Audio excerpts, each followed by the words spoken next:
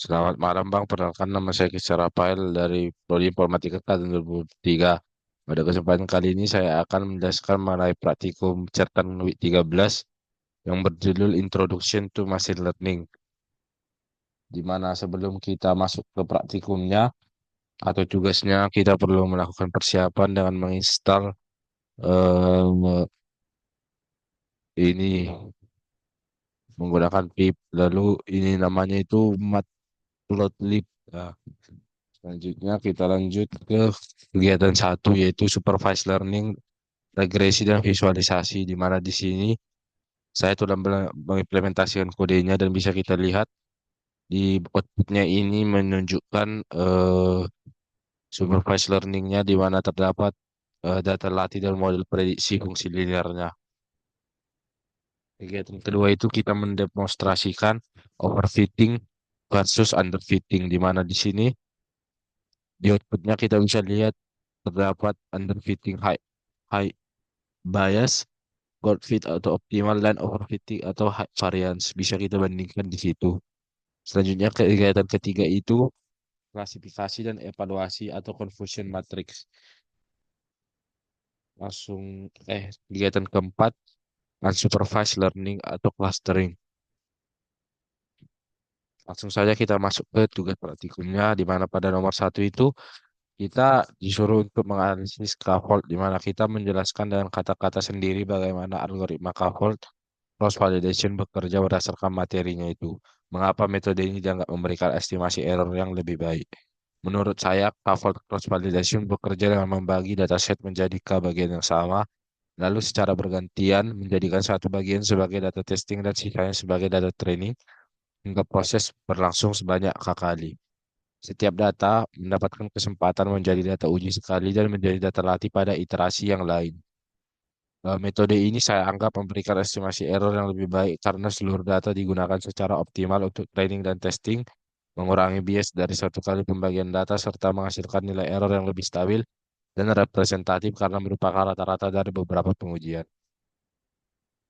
Dan lanjut di tugas dua ini terdapat studi kasus confusion matrix di mana diberikan prediksi pendeteksian spam email sebagai berikut. Terdapat 1.000 total email, di mana email spam positif itu 150, email spam positif terdeteksi bukan spam itu 50, email bukan spam negatif terdeteksi spam itu 20, dan email bukan spam negatif terdeteksi bukan spam itu 780. Di sini kita harus menghitung akurasi, precision, recalls, dan specificity secara manual menggunakan rumus. Berdasarkan data pada kasus pendeteksian spam email, diketahui bahwa terdapat 150 email spam yang berhasil dideteksi sebagai spam atau TP. 50 email spam yang salah terdeteksi sebagai bukan spam, 20 email bukan spam yang salah terdeteksi sebagai spam, dan 700 email bukan spam yang berhasil diklasifikasikan. Dari total 1.000 data. Dengan demikian, nilai akurasinya dihitung sebagai TP tambah TN plus per total, di mana 930 per 1.000 atau 0,93 atau 93%. Precision diperoleh dari TP dibagi TP tambah FP yaitu 150 dibagi 170 yaitu 0,88 atau 88,24%. Nilai recall dihitung dari TP per TP tambah FN di mana 150 per 200 yaitu 0,75 atau 75%. Terakhir nilai specificity dihitung melalui TN per TN tambah FP yaitu 780 per 800 atau 0,975 atau 97,5%. Dengan demikian, model memiliki performa yang baik, terutama dapat pada kemampuan mengenali email bukan spam atau spesifisiti tinggi. Eh, Tugas terakhir itu kita mengeksperimen kode di mana pada kegiatan ketiga kita ubah nilai NX nya pada KKN menjadi NX Board 1 dan NX Board 100.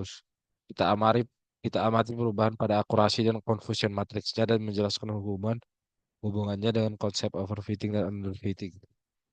Di sini setelah saya memodifikasi kodenya, terdapat pada output dua confusion matrix di mana pertama itu K sama dengan 1 dan yang kedua itu K sama dengan 100.